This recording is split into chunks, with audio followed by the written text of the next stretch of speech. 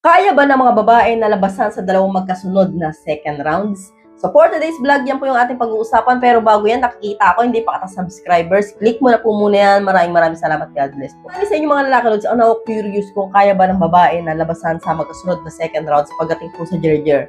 So ang sagot po dyan ay pwede po, no, kaya pa po ng babae. Pero, no, ako nari, Lods, no, nag-Jerjer tayo.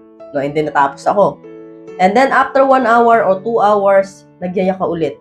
Nag-jarger ulit tayo. And then, binuratsa mo ng bonggang-bongga. So, possible ba na malabasan pang isang babae? Yes, possible po.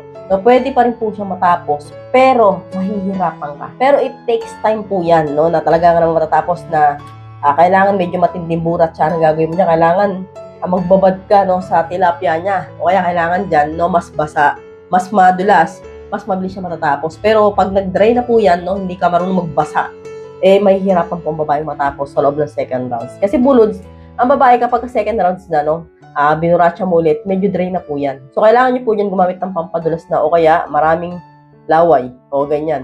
So, kailangan diskarte ninyo, Lods, no, para po ang babae talaga nga naman matapos ulit sa second rounds. Pero katulad nga nasabi ko, it takes time na, no, kailangan mong magtiyaga, magtiis para po matapos siya. Kasi po, hindi po kami ninyo katulad ng mga lalaki na mabilis kayo mag-reload, no?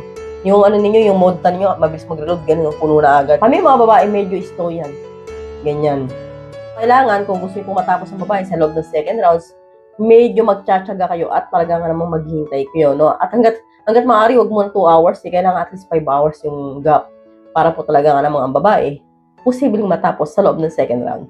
So hanggang dito na lang po tayo mga Lods. I hope you learned something in this video. More videos to come, so stay connected and see you again to my next video. God bless. Bye-bye!